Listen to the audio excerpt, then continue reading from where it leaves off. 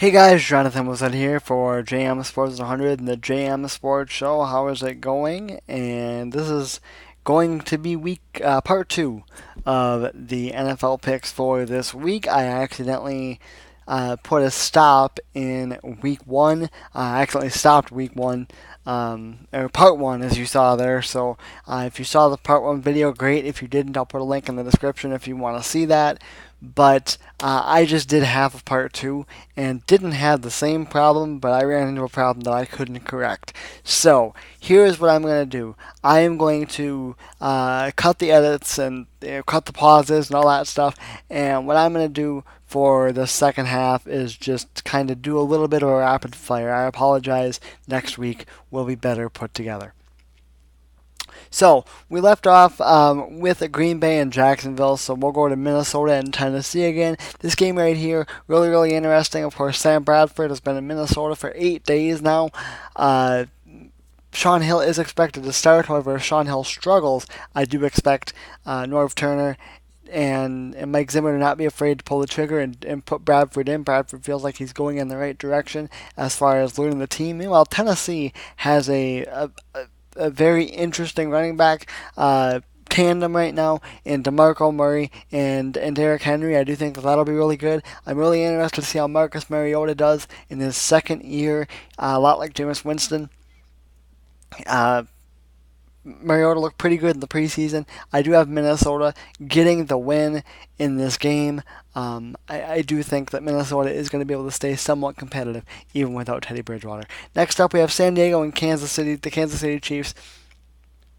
I think this is a big year for McCoy in San Diego. I think he is going to be on the hot seat even already because this division right here is wide open and they've got really good teams. Everybody in this division is really solid. Obviously, I think we still have some questions about Denver and about Trevor Siemian on how that's going to go, but obviously Derek Carr in Oakland is good. You've got Alex Smith in Kansas City, who's good. Philip Rivers is the best quarterback in the division, I think. Chargers coming off of a 4-12 campaign last year. They have got to get better. I think they'll get some good production as well out of Melvin Gordon. I think the Chargers will be fine. You look at the Chiefs. The Chiefs will not have Jamal Charles. Jamal Charles went out in Week 5 with an injury last year. They expect him to be ready for this game, but he is not ready to go. However, with the running backs that they had last year, even after Charles went down, their running game was fine. I expect their running game to be fine. I have San Diego getting a close win. Oakland and the New Orleans Saints, 1 o'clock Eastern Time on Fox. The Raiders and Derek Carr. I love Derek Carr. I really do. I'm not saying he's fantastic, but I like him. I think he is a good quarterback who is going to continue to win a lot of games in this league. Meanwhile, Drew Brees just got paid. This is actually one of the very, very few games this week where the quarterback matchup is actually interesting, where both teams have competitive quarterbacks. There's not a whole lot of that going on in the NFL this season and this week, and this is one of those games. I do think that this game is going to be really good. As I just said, the AFC West is wide open. Oakland could very well win it, and I've seen a lot of people say that Oakland is the favorite to win this division, but they do have a tough test in the New Orleans Saints to kick things off. The Saints are not as dominant in the Superdome as they used to be, but I do have the Saints getting the win. Miami and Seattle is next up on the list. What more can you really say about this game? I don't expect Miami to be anything fantastic. I'm not a huge Ryan Tannehill fan. You guys know that. Never really have been. I'm still not. Seattle is still Seattle. Seattle needs to win now, though, because their window for winning another Super Bowl is quickly closing. I think this is probably about it as far as ability to get that job done. I don't think this game is close. I've got the Seahawks beating Miami in Adam Gase's first game as head coach. The New York Giants and the Dallas Cowboys. Dallas Cowboys were a lot of people's favorites to win the NFC East. They were well on their way to looking like they were going to be very, very competitive last year until Tony Romo got hurt. Well, what happened again? Ladies and gentlemen, Tony Romo got hurt. Broke his back or broken bone in his back, going to miss some time. Dak Prescott is going to take over, as we all know by now, as the Cowboys quarterback.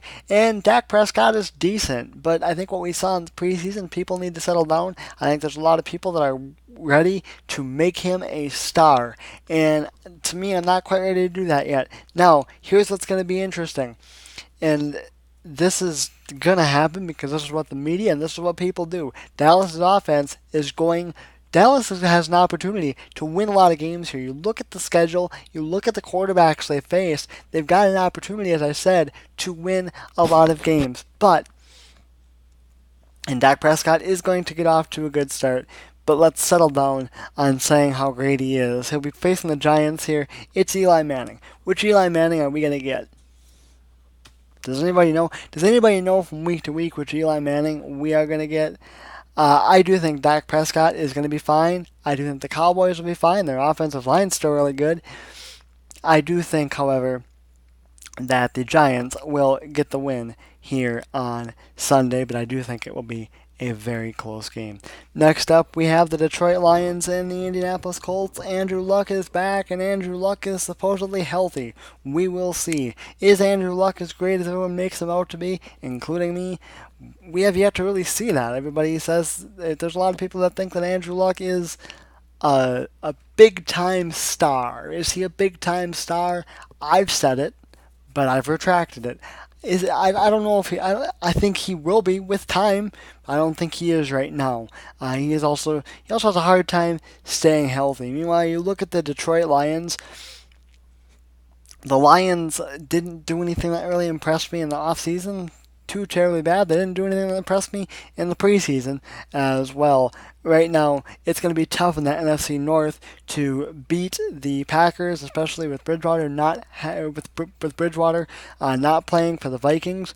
I don't think the Lions are close to a point where they're going to compete in the North. I think the Colts are going to have a decent year. As I said, the AFC South is a wide open division. I've got the Colts getting the win. Of course, one of the interesting games everyone's talking about, Sunday Night Football. By the way, 4:25 Eastern Time is kickoff on Fox for the Lions-Colts game. And the Giants and Cowboys are also 4:25 Eastern Time on Fox. The Dolphins and the Seahawks, 4:05 Eastern Time on CBS. The New England Patriots, Arizona Cardinals is the Sunday Night Football game. Of course, the big story here, Jimmy Garoppolo. How is Garoppolo going to look? Of course, Tom Brady will be serving his first game in this 4-game suspension for the Deflategate stuff. Thank God it's finally over. And so how's he going to look? How's he going to fare? Is he going to be able to keep the Patriots above water, or are the Patriots going to need to kick some serious butt when Tom Brady gets back? Let me tell you, I think Garoppolo is going to be fine. He got dealt a tough hand. He's got some tough games in these 4 that that Tom Brady's going to miss, and this one is not great on the road against a really good Bruce Arians-led Arizona team with Carson Palmer. But I think Garoppolo will be fine. And let me tell you this. Even if he's not fine, even if he struggles, the Patriots will be fine. The Patriots will win the East. The Patriots will make the playoffs.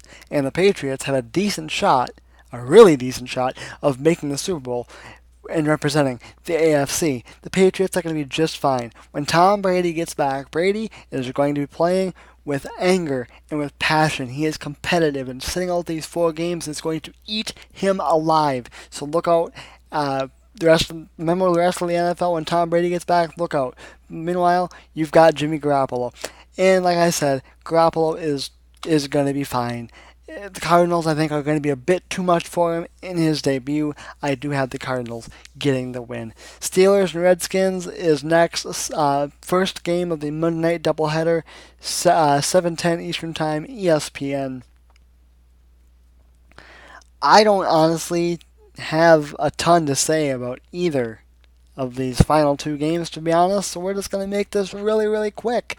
You've got Ben Roethlisberger and the Steelers. You've got Kirk Cousins and the Redskins. The Redskins made the playoffs last year. Can they repeat that? The NFC East, wide open division. There's three or four divisions I think that are wide open this year. The East is one of them. I do think the Steelers are going to win this game. I do think that they are the better team. I do think the Redskins are going to fall off a little bit this season.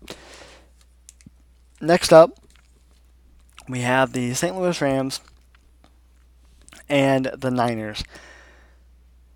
10:20 Eastern Time on ESPN. And ESPN's got to be kind of groaning about this game just a little bit.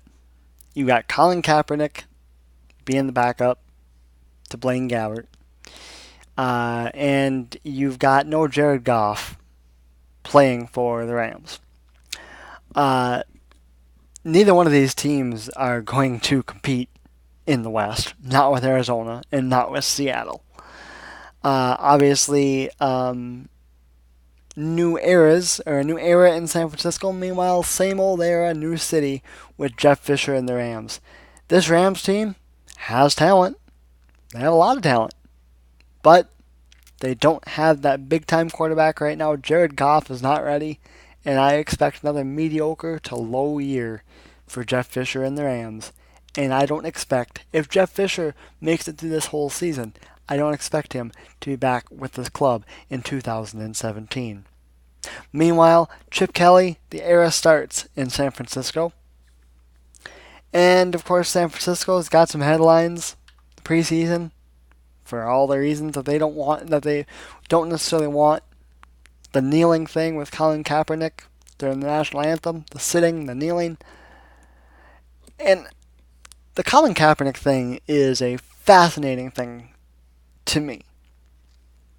Because I thought when Chip Kelly was signed as head coach of the Niners, I thought that this was going to be a big thing for Kaepernick. I thought this was going to really help Kaepernick's career.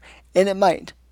But he's going to have the opportunity to play first. And I do think at some point in time this season he will take the job over from Blaine Gabbert. But right now Gabbert is the starter.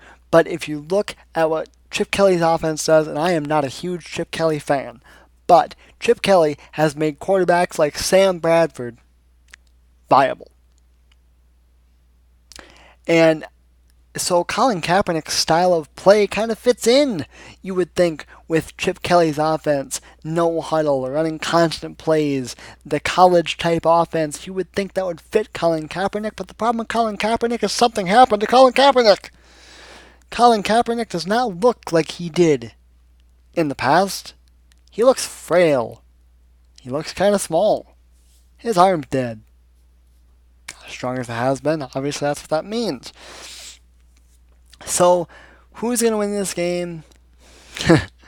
To me, it's a coin flip. And I am going to go with San Francisco. Home field advantage. Being in San Francisco. But I do think it is some ugly, ugly football. So, there you go. That's that. Not my best work because everything got all jumbled up being in two parts.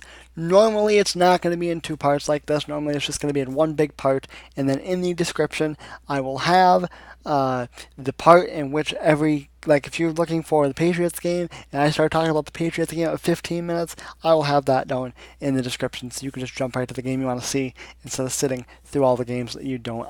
I will do that. I will do that.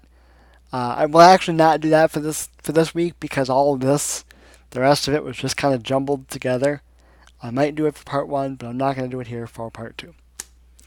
Don't forget to like the Jam Sports page on Facebook. Follow us on Twitter. Links, as always, are down in the description. And enjoy your week 1 of NFL football. I promise next week's video is going to be so much more, so much better put together. And so I'm honestly totally ashamed with how this stuff turned out this week. But that is going to do it for me. I am Jonathan Mosette for Jam Sports 100, the Jam Sports Show.